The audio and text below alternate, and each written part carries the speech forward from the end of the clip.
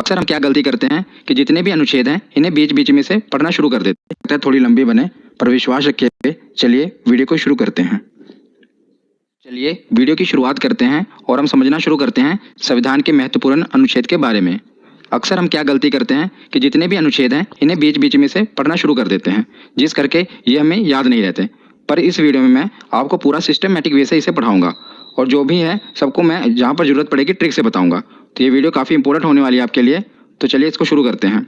तो सबसे पहले हम जानते हैं कि संविधान में 22 भाग, 395 अनुच्छेद और 12 अनुसूचियाँ हैं। ये पहले मैंने आपको बता दिया। इससे पहले मैंने इसकी 2 वीडियो अपलोड कर दी हैं पॉलिटी की। अगर आपने नहीं देखी तो उस वीडियो को भी जरूर देख लेना। तो इसमें कितने भाग हैं? 22 भाग, 395 अनुच्छेद और 12 अनुसूचियाँ।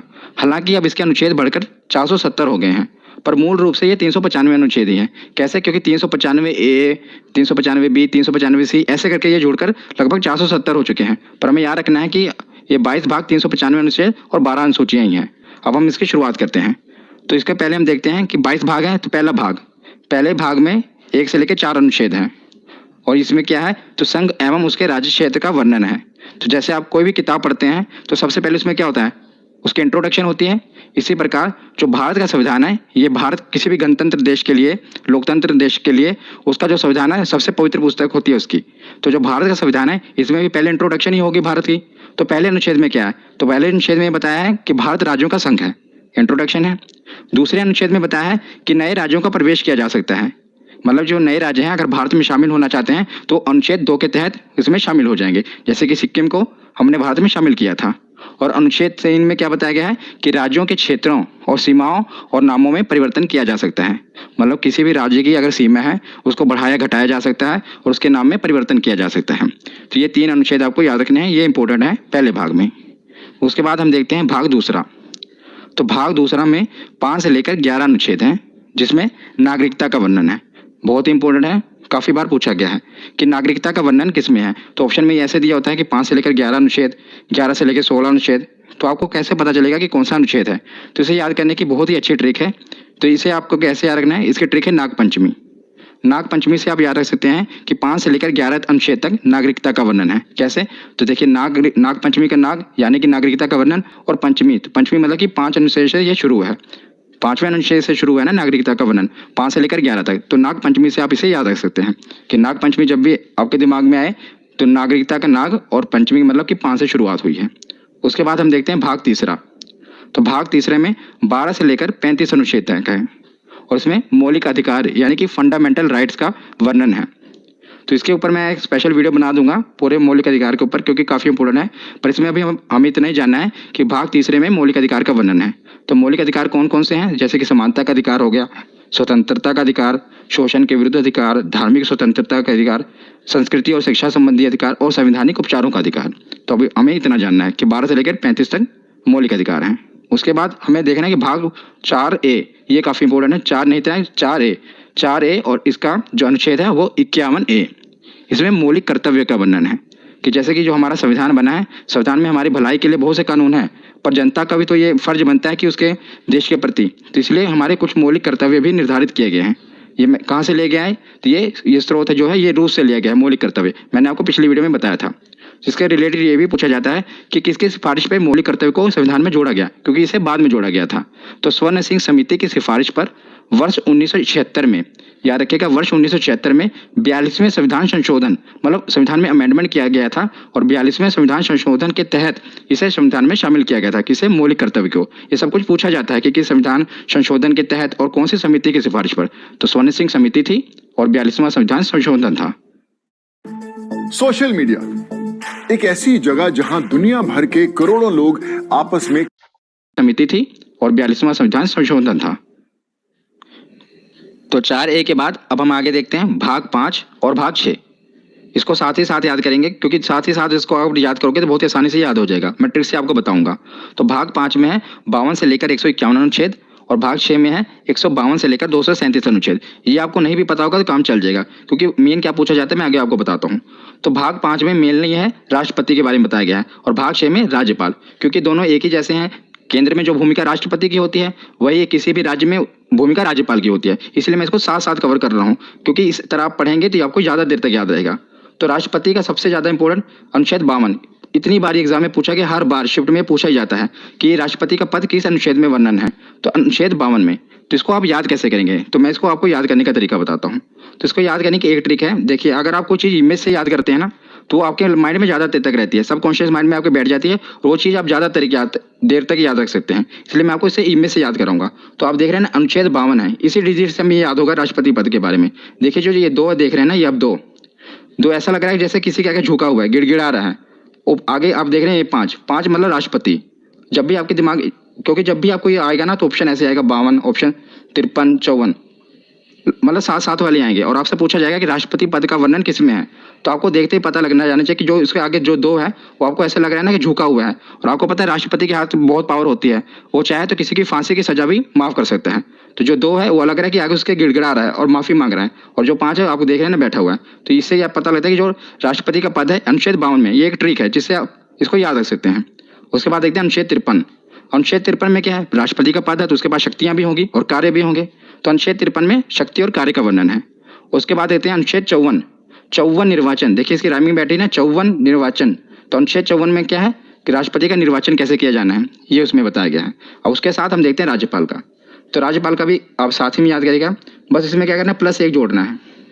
तो जैसे 52 है, 52 में क्या हुआ 53, और जो आपने 1 जोड़ा वो उसके आगे लगा देना है, क्योंकि राष्ट्रपति और राज्यपाल साथ ही साथ चलते हैं। इसीलिए 52 है, 52 में 1 जोड़ देना है। 53 के आगे आप 1 लगा देंगे, तो ये राज्यपाल का पद हो गया। और अनुच्छेद 53 में क्या था, शक्ति कार्य। तो इसके अनुच्छेद 154 में शक्ति कार्य, इसमें भी क्या करना है, 53 में 1 आपको जोड़ना है, 1 54 हो गया, और वही 1 उसके आगे लगा देना है। उसके बाद इसमें 54 में निर्वाचन था, इसमें 55 में निर्वाचन है। 54 में आपको 1 जोड़ना है और वही 1 इसके आगे लगा देना है। तो इन तीनों से आप ये तीनों साथ साथ याद कर रहे हैं। देखा कितनी आसानी तरीके से, और ये सभी 6 के 6 पूछे जाते हैं। आप एक ट्रिक से सबको याद कर सकते हैं। बस आपको क्या करना है, जैसे आपको ये इमेज से याद रहेगा ना राष्ट्रपति पद के बारे में, तो आपको पता हो कि राष्ट्रपति का पद है 52 पे, तो आगे उसकी शक्ति है, उसके बाद निर्वाचन है। तो 52 में आपने 1 जोड़ा, कितना हुआ 53, जो आपने 1 जोड़ा वो उसके आगे लगा देना 153। तो उसमें राज्यपाल का पद है, उसके आगे उसके शक्ति कार्य हैं, उसका निर्वाचन है। इससे आप दोनों याद रख सकते हैं। उसके बाद हम राष्ट्रपति के आगे देखते हैं कि निर्वाचन तो हो गया, और राष्ट्रपति को हटाया कैसे जाएगा, क्योंकि यह तो लोकतंत्र है। मतलब यहाँ पर कोई भी सिक्योर नहीं है, हर आदमी के पीछे कोई ना कोई बैठा है उसको हटाने के लिए। तो अब इसमें देखते हैं अनुच्छेद 61, ये भी काफी बार पूछा गया है, महाभियोग। तो महाभियोग, इसके द्वारा राष्ट्रपति को उसके पद से हटाया जा सकता है, महाभियोग के द्वारा। महाभियोग के बारे में मैं आपको और भी बताता हूँ कि महाभियोग किसी भी सदन में लाया जा सकता है, चाहे राज्यसभा हो या लोकसभा हो। और महाअभियोग लाने से 14 दिन पहले राष्ट्रपति को सूचित करना पड़ता है। मतलब जब भी महाभियोग लाना है, उसे 14 दिन पहले राष्ट्रपति को यह सूचित करना पड़ता है कि भाई साहब, आप पे महाभियोग लगने वाला है। तो अनुच्छेद 61 के बाद अब हम देखते हैं अनुच्छेद 72। ये भी काफी बार पूछा गया है, क्षमादान। मैंने आपको बताया ना कि राष्ट्रपति के पास ये पावर होती है कि वो किसी को भी क्षमा कर सकता है। तो इसको भी आप कैसे याद करेंगे, बस दो से आपको बस यही इमेज आनी चाहिए कि जो 2 है वो झुका हुआ है और गिड़गिड़ा रहा है। 7 आप देख रहे हैं राष्ट्रपति खड़ा हुआ है, राष्ट्रपति के आगे वो गिड़गिड़ा रहा है कि मुझे क्षमा कर दो। तो इससे आप याद रख सकते हैं क्षमादान। 52 कैसे पता लगता है कि 2, तो आपको पता है कि 2 है आगे, तो मतलब राष्ट्रपति से रिलेटेड है, और उस पर 5 बैठा हुआ है, तो ये राष्ट्रपति का पद है, राष्ट्रपति को बैठाया गया है। और 72 में वो खड़ा हुआ है और उसके सामने 2 गिड़गिड़ा रहा है कि मुझे क्षमा कर दो। तो इससे आप नंबरों से खेल सकते हैं। तो उसके बाद हम देखते हैं अनुच्छेद 123 अध्यादेश। ये भी काफी इंपॉर्टेंट है। अध्यादेश कि अध्यादेश में क्या होता है कि जब लोकसभा और राज्यसभा की बैठक ना चल रही हो और देश में किसी जरूरी कानून की आवश्यकता होती है, तो राष्ट्रपति हस्ताक्षर करके कानून बना सकते हैं। पर मंत्रिमंडल की सिफारिश पर ही वो कानून बना सकते हैं, क्योंकि मतलब मंत्रिमंडल, प्रधानमंत्री ही, उनकी सिफारिश पर ही ये कानून बनता है। आपको पता होना चाहिए कि भारत में कानून कैसे बनते हैं। आपको पता है 3 स्टेप होते हैं। पहले स्टेप में लोकसभा में वो पारित होना चाहिए, फिर राज्यसभा में, फिर उसके बाद राष्ट्रपति के हस्ताक्षर होने चाहिए। कितने स्टेप हैं, 1 2 3। बस इसी से आप याद भी रख सकते हैं। देखिए 1 2 3, तो 1 2 3 सीधे ही तीनों स्टेप हटा के सीधे राष्ट्रपति के साइन करा के सीधा कानून बन जाता है। मतलब ये ट्रिक हो गई। 1 2 3 3 स्टेप होते हैं, पहला लोकसभा, फिर राज्यसभा, फिर राष्ट्रपति। पर अध्यादेश लाकर क्या किया जाता है, इसको खत्म करके सीधा राष्ट्रपति के हस्ताक्षर कराए जाते हैं और कानून बना दिया जाता है। तो अनुच्छेद 123 के बाद हम देखते हैं अनुच्छेद 143। तो अनुच्छेद 143 में क्या है कि राष्ट्रपति को अगर कानूनी सलाह की आवश्यकता होती है तो वो सीधा सुप्रीम कोर्ट से सलाह ले सकता है। पर आपको यह भी याद रखना है कि ये क्वेश्चन पूछा गया कि अगर वो सलाह देते हैं तो क्या वो मानने के लिए बाध्य है राष्ट्रपति। तो आपको ये याद रखना है कि वो बाध्य नहीं है। वो मतलब सुझाव ले सकते हैं, पर ये नहीं है अगर उन्होंने कोई सजेशन दे दी सुप्रीम कोर्ट ने तो राष्ट्रपति उस पर बाध्य नहीं है। वो चाहे तो माने या चाहे तो ना माने। तो आपको याद रखना है 143। ये सभी मैं आपको राष्ट्रपति के रिलेटेड बता रहा हूँ, इसलिए मैंने एक हेडिंग में सारे कवर कर दिए कि जो भी राष्ट्रपति से रिलेटेड है और ये राज्यपाल वाले। उसके बाद हम देखते हैं उपराष्ट्रपति। राष्ट्रपति, उपराष्ट्रपति। तो उपराष्ट्रपति का वर्णन है अनुच्छेद 63 में। किसमें? अनुच्छेद 63 में। तो उसमें बताया गया है कि एक उपराष्ट्रपति होगा, और अनुच्छेद 64 में क्या बताया गया है कि राज्यसभा के सभापति के रूप में वो कार्य करेगा। तो जो उपराष्ट्रपति होगा, आप देखेंगे जो राज्यसभा का सभापति होता है वह भी उपराष्ट्रपति होता है। और मैं आपको एक इंटरेस्टिंग फैक्ट बताता हूँ कि जो उपराष्ट्रपति होता है उसे अपने पद के लिए कोई तनख्वाह नहीं मिलती, मतलब उसे कोई सैलरी नहीं मिलती, पर जो राज्यसभा में वो सभापति के रूप में कार्य करता है उसके लिए उनको वेतन मिलता है। तो जो उपराष्ट्रपति को अपने पद के लिए वेतन नहीं मिलता, जैसे राष्ट्रपति को वेतन मिलता है उनको पद के लिए, राज्यपाल को मिलता है, पर उपराष्ट्रपति को उनको पद के लिए वेतन नहीं मिलता, बल्कि जो वो राज्यसभा में सभापति के रूप में होते हैं उसके कार्य के लिए उनको वेतन मिलता है। ये आपको याद रखना है। तो हमने राज्यपाल देख लिए, राष्ट्रपति देख लिए, अब हम देखेंगे प्रधानमंत्री और मुख्यमंत्री। ये साथ साथ हम कवर कर रहे हैं। यही होता है कि सिस्टमेटिक वे से पढ़ना, जिससे आप अनुच्छेदों को काफ़ी ज़्यादा देर तक याद रख सकते हैं। तो हम देखते हैं प्रधानमंत्री।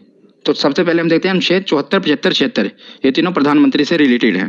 तो इसे आप याद कैसे रखते हैं? पहले तो आपको पता होना चाहिए कि जो प्रधानमंत्री होते हैं, अनुच्छेद 74 में जो मंत्रिमंडल होता है ये राष्ट्रपति की सहायता के लिए बनाया होता है, मतलब राष्ट्रपति की सहायता के लिए मंत्रिमंडल का गठन किया जाता है, पर जो इसके हेड होते हैं वो प्रधानमंत्री होते हैं। जैसा कि आपको पता है कि भारत में जो राष्ट्रपति हैं वो तो नाम मात्र मुखिया हैं, ज़्यादातर पावर किसके हाथ में है? तो प्रधानमंत्री के हाथ में है, पर राष्ट्रपति की सहायता के लिए मंत्रिमंडल का गठन किया जाता है और इसके हेड प्रधानमंत्री होते हैं। तो 74, 75 लगातार ही हैं, और 75 के बाद हम देखते हैं 76। 76 में महान्यायवादी। तो महान्यायवादी कौन होते हैं? तो राष्ट्रपति द्वारा महान्यायवादी की नियुक्ति की जाती है। महान्यायवादी एक विधि अधिकारी होता है, मतलब सीधे शब्दों में आपको बताऊं तो ये कानूनी विशेषज्ञ होते हैं जो भारत सरकार को कानूनी सलाह देते हैं। तो जैसे राष्ट्रपति सुप्रीम कोर्ट से सलाह लेते हैं, इसी प्रकार न्यायवादी होते हैं जिन्हें राष्ट्रपति नियुक्त करता है, पर जो सिफारिश होती है मंत्रिमंडल, मतलब प्रधानमंत्री की सिफारिश पर ही राष्ट्रपति नियुक्त करते हैं, और ये कानूनी सलाह देते हैं प्रधानमंत्री को। तो तीनों आपको याद रखना है। सबसे पहले तो 74 में मंत्रिमंडल, 75 में प्रधानमंत्री उसके हेड, और 76 में कानूनी सलाह ले सकते हैं। उसी प्रकार जैसे प्रधानमंत्री है केंद्र के लिए, तो राज्य के लिए कौन होता है? मुख्यमंत्री, उसका मुखिया होता है। तो अनुच्छेद 163 में मंत्रिमंडल, सेम टू सेम। इसको याद करने की ट्रिक भी एक ही है। देखिए कैसे, जैसे मैंने आपको वहाँ पर राष्ट्रपति और राज्यपाल में क्या बताया था कि एक जोड़ना है, यहाँ पर एक एक घटाना है। जैसे 74 है, क्योंकि जो अगर आपको देखा जाए प्रधानमंत्री की पोस्ट बड़ी है, मुख्यमंत्री एक स्टेप उससे नीचे ही है, आपको याद करने के लिए बता रहा हूँ। ऐसे नीचे है ना, एक स्टेप नीचे, तो बस आपको एक स्टेप नीचे घटा देना है। जैसे 74 मंत्रिमंडल है, आपको दोनों में एक एक घटा देना है। 4 में से एक गया 3, 7 एक 6, और जो एक घटा है आपको एक आगे लगा देना है, 163 आ गया। ऐसे आगे 75 में भी करना है तो 164 आ जाएगा, 76 में भी करोगे तो 165। मतलब इन तीनों से आप इन तीनों को याद कर सकते हैं। जैसे राष्ट्रपति के राज्यपाल याद कर लिया, प्रधानमंत्री का याद किया तो मुख्यमंत्री का याद कर लिया। तो तीनों साथ साथ ही हैं। मंत्रिमंडल इसमें 74 में है, अनुच्छेद 163 में 163 में मंत्रिमंडल है, इसमें 75 में प्रधानमंत्री हैं, तो 164 में मुख्यमंत्री हैं, और 76 में महान्यायवादी हैं, तो 165 में महाधिवक्ता। मुख्यमंत्री के लिए महाधिवक्ता होता है। जो काम मतलब कि महान्यायवादी प्रधानमंत्री के लिए करता है, वही काम महाधिवक्ता मुख्यमंत्री के लिए करता है। और जो महाधिवक्ता इनकी नियुक्ति कौन करेगा? तो जैसे वहां पर राष्ट्रपति करते हैं तो यहाँ पर राज्यपाल करेंगे। तो एक ही ट्रिक से आप इन 6 को याद कर सकते हैं। तो प्रधानमंत्री और मुख्यमंत्री तो हमने देख लिए। अब हम आते हैं संसद पर, क्योंकि कानून कहाँ पर बनेंगे? संसद में। तो ये तो आपको याद ही होगा क्योंकि काफी इंपॉर्टेंट है, आपने याद किया ही होगा। संसद का जो वर्णन है अनुच्छेद 79 में है, 79, और उसके बाद 80 और 81 लगातार है, राज्यसभा और लोकसभा। तो कई बार क्या होता है, हम इनके क्रम में मिस्टेक कर देते हैं। कई बार हम भूल जाते हैं कि 80 में लोकसभा आएगा या राज्यसभा आएगा। तो इसे याद करना बहुत ही सरल है, और इसकी ट्रिक भी सरल है। सा से पहले संसद आएगा, रा से राज्यसभा, ला से लोकसभा, सरल। तो आप इसके क्रम को याद रख सकते हैं। पहले संसद आएगा, फिर राज्यसभा आएगा, फिर लोकसभा आएगा। ये तो केंद्र के लिए होगा। उसी प्रकार राज्य में भी है। तो जैसे केंद्र में बोल रहा है संसद है, उसी प्रकार राज्य में है विधानमंडल। मतलब राज्य में कोई कानून बनाना होता है तो विधानमंडल के तहत बनता है।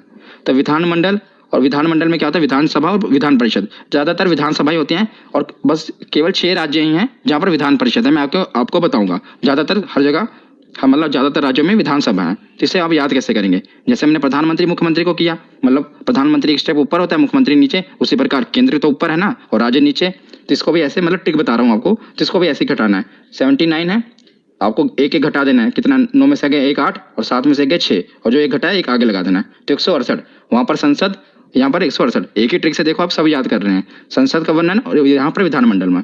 उसके बाद हम देखते हैं लोकसभा। तो लोकसभा 81 है, 81 में भी एग्जाम सर पर और आपको करना है परफेक्ट रिवीजन एलन ऐप के फ्री रिवीजन कोर्सेज के साथ। तो लोकसभा 81 है, 81 में भी आपको 11 घटा देना है। 1 में 1 गए 0, 8 में से गए 7, और आगे एक जो घटा है लगा देना है 170। तो वहां पर लोकसभा और यहाँ पर विधानसभा, इसको भी आप याद कर सकते हैं। तो विधानसभा के बाद यह है विधान परिषद, ये मतलब हर जगह नहीं है, सिर्फ केवल 6 राज्यों में है।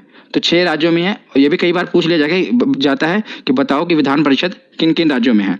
तो इसकी भी एक ट्रिक है, इसकी ट्रिक है टीबी, जुकाम। क्या? टीबी और जुकाम। इससे आप याद रख सकते हैं कि कहाँ कहाँ पर विधान परिषद है।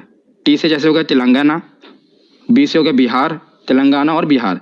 जैसे जम्मू कश्मीर, तो ये जम्मू कश्मीर पहले था, लेकिन अब जब से ये केंद्र शासित प्रदेश बन गया है तो यहाँ पर विधान परिषद खत्म कर दी गई है। और ये पूछा जाता है कि किस राज्य में विधान परिषद खत्म कर दिया गया है, तो याद रखिएगा अब तो केंद्र शासित बन गया ना, तो जम्मू कश्मीर। तो ये आप ट्रिक है, इसलिए मैंने आपको पूरा बता दिया, पर आपको ये भी याद होना चाहिए कि जे अब खत्म हो चुका है। यू से उत्तर प्रदेश, के से कर्नाटक, ए से आंध्र प्रदेश और एम से महाराष्ट्र। आंध्र प्रदेश भी अब जो है अपनी विधानसभा में उसने ये प्रस्ताव पारित किया है कि हमारे यहाँ विधान परिषद को खत्म कर दिया जाए, पर अभी वर्तमान में खत्म नहीं हुई है। तो कि 6 राज्यों में अभी भी है, पहले तेलंगाना, बी से बिहार, जम्मू कश्मीर खत्म हो गया, तो 1 2, यू से उत्तर प्रदेश 3, के से कर्नाटक 4, ए से आंध्र प्रदेश 5 और एम से महाराष्ट्र 6। तो मैंने आपको विधान परिषद भी बता दिए क्योंकि ये भी पूछे जाते हैं। तो हमने संसद को भी कवर कर लिया ट्रिक से, और विधानमंडल, विधानसभा और विधान परिषद को भी कवर कर लिया। तो संसद के कुछ और भी अनुच्छेद हैं जो पूछे जाते हैं, मैंने साथ ही कवर कर दिए, उसे भी देख लेते हैं। तो हम आते हैं अनुच्छेद 100 पे। कई बार पूछा गया अनुच्छेद 100 में किसका वर्णन है? निर्णायक मत।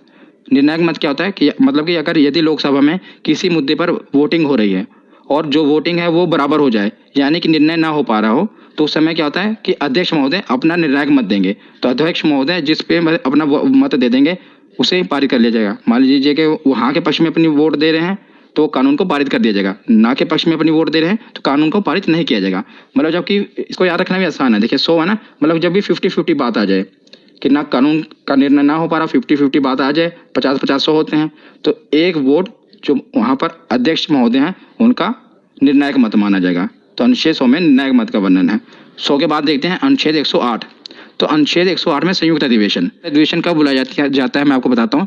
मान लीजिए लोकसभा में कोई चीज़ पे बिल पर बहस चल रही है और कोई निर्णय नहीं लिया जा पा रहा है, तो क्या किया जाता है कि लोकसभा में बिल अटका हुआ है और राज्यसभा में भी अभी पहुंचा नहीं, तो लोकसभा और राज्यसभा की दोनों की संयुक्त अधिवेशन बुलाया जाता है। ये राष्ट्रपति बुलाते हैं जब वो बहुत ही मतलब जरूरी हो कानून बनाना, तो लोकसभा और राज्यसभा दोनों को बुलाया जाता है, इसलिए संयुक्त अधिवेशन किसमें है? 108 में। उसके बाद देखते हैं अनुच्छेद 110 और अनुच्छेद 117 दोनों आपको याद रखने हैं। 110 में धन अधिवेशन और 117 में वित्त विधेयक। धन, इसको धन विधेयक भी कहते हैं, धन विधेयक और वित्त विधेयक। ये काफ़ी कंफ्यूजिंग है, धन विधेयक और वित्त विधेयक कई बार पूछे गए हैं।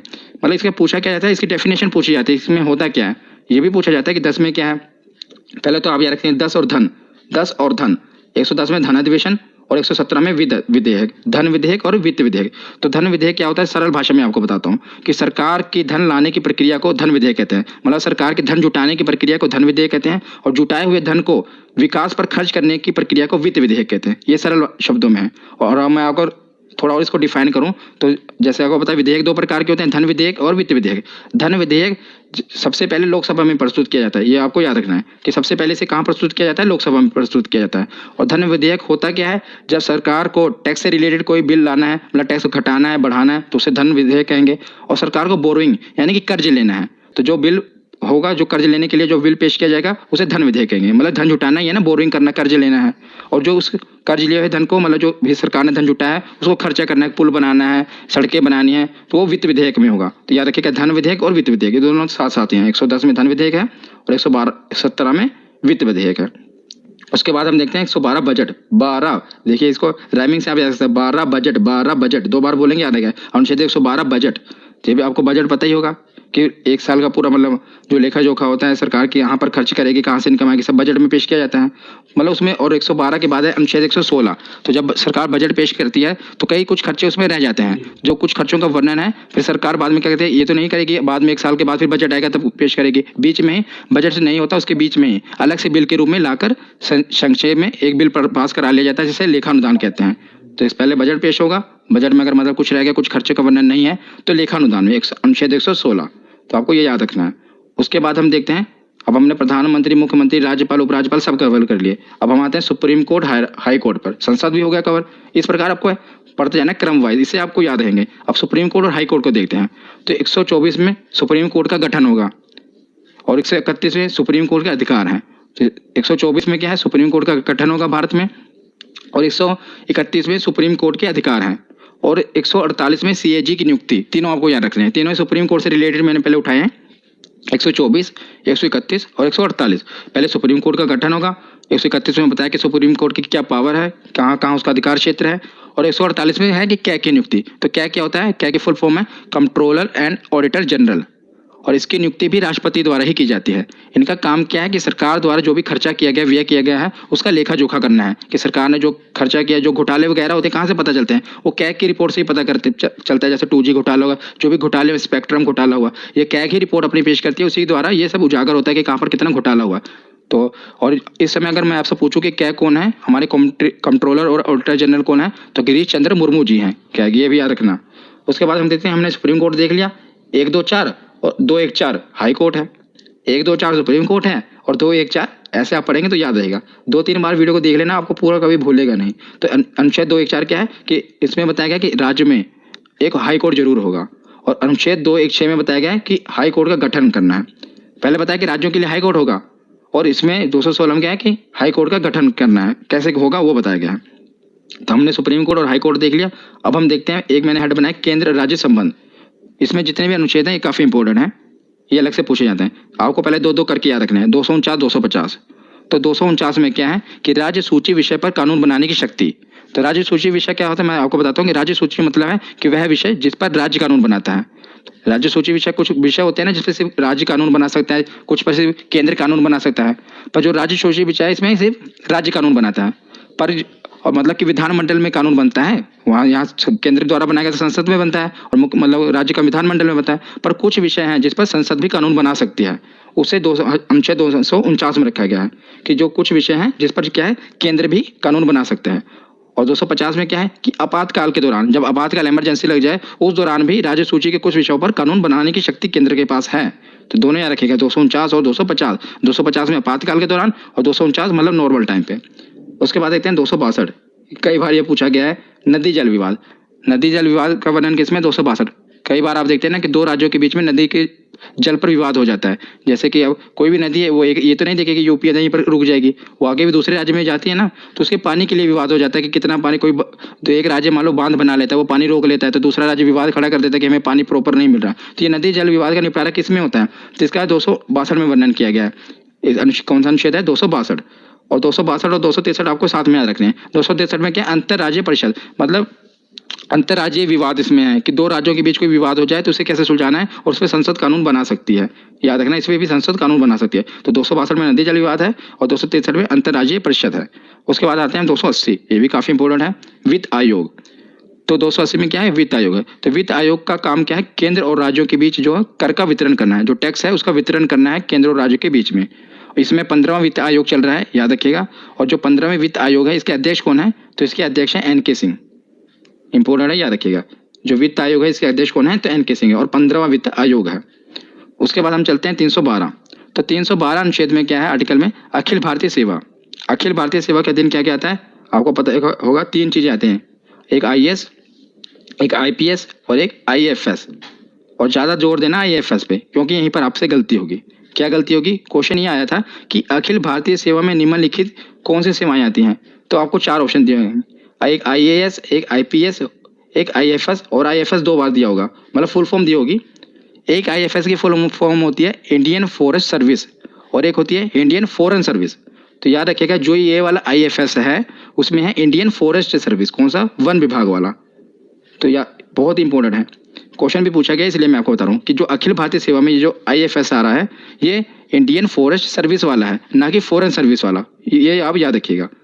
उसके बाद आते हैं 315। तो संघ एवं राज्य के लिए लोक सेवा आयोग, मतलब कि जो UPSC के एग्जाम होते हैं, आपको पता नहीं UPSC का वर्णन किसमें है, 315 में। राज्य संघ के लिए मतलब केंद्र के लिए, और राज्य के लिए PCS, कई राज्यों में इसका PSC भी कहा जाता है, PCS। तो इसका वर्णन कहाँ पर है, अनुच्छेद 315 में। 312 में अखिल भारतीय सेवा, जिसमें 3 सेवाएं आती हैं, और 315 में UPSC का। तो केंद्र और राज्य के बाद अब हम आते हैं, हमने संसद भी देख लिया, प्रधानमंत्री, मुख्यमंत्री सब कुछ हो गए। अब आते हैं निर्वाचन में, मतलब चुनाव भी तो होने जरूरी है, तभी तो सब चुने जाएंगे। तो निर्वाचन आयोग, तो अनुच्छेद 324 के तहत निर्वाचन आयोग का गठन किया गया, इलेक्शन कमीशन का, किसके तहत, 324। तो उसके बाद आते हैं राजभाषा, और अनुच्छेद 343 के तहत हिंदी हमारी राज्य भाषा है। याद रखिएगा, राज्य भाषा का है, मैंने राष्ट्रभाषा नहीं। अनुच्छेद 343 के तहत हिंदी जो हमारी है राजभाषा है। और कौन सी लिपि है? तो देवनागरी लिपि है। उसके बाद ये है सबसे मोस्ट इंपोर्टेंट, आपातकाल। हर बार पूछे जाते हैं एग्जाम में, और तीनों याद करने भी बहुत ही सरल है। 352, उसमें 4 जोड़ा 356, उसमें 4 जोड़ा 360, 52 4 56 4 60।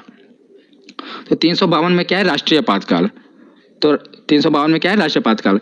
जब देश में राष्ट्रीय आपातकाल कब लगता है? जब देश में दूसरे देश से युद्ध हो जाए और या कोई आंतरिक विद्रोह हो जाए पूरे अपने भारत में, देश में आंतरिक विद्रोह बड़े पैमाने पर हो जाए, तब राष्ट्रीय आपातकाल लगा दिया जाता है। इंदिरा गांधी के समय भी लगा था, इमरजेंसी लगी थी ना। तो जब देश में दूसरे देश से या तो युद्ध हो रहा हो, जैसे चाइना के साथ युद्ध हो, उस समय इमरजेंसी लगी थी, या पूरा आंतरिक विद्रोह हो गया हो बड़े पैमाने पर, तब राष्ट्रीय आपातकाल लगता है। और 352 के बाद 356 में क्या है? राष्ट्रपति शासन। जब किसी राज्य की मतलब संसदीय व्यवस्था पूरी तरह खत्म हो जाए तो वहाँ पर राष्ट्रपति शासन लग जाता है। और किसी राज्य की सरकार भी गिर जाए और जब तक चुनाव ना, तब भी आपको पता है राष्ट्रपति शासन लगा दिया जाता है। तो 52 में राष्ट्रपति आपातकाल राष्ट्रीय आपातकाल पूरे भारत में, और 56 में राष्ट्रपति शासन, और 56 के बाद आता है 360 वित्तीय आपातकाल। तो वित्तीय आपातकाल क्या है? जब देश की इकोनॉमिकल कंडीशन, आर्थिक जो व्यवस्था है वो बहुत खराब हो जाए, तब वित्तीय आपातकाल लग जाता है। पर याद रखिएगा, अभी तक भारत में एक बार भी वित्तीय आपातकाल नहीं लगा है। तो आपसे एक क्वेश्चन पूछा जा सकता है कि बताइए कि निम्नलिखित में से कौन सा आपातकाल अभी तक नहीं लगा है? तो याद रखिएगा 360 में जो है वित्तीय आपातकाल भारत में अभी तक नहीं लगा है। राष्ट्रपति शासन तो बहुत बार लग चुका है और राष्ट्रीय आपातकाल भी लग चुका है, लेकिन अभी तक वित्तीय आपातकाल नहीं लगा है।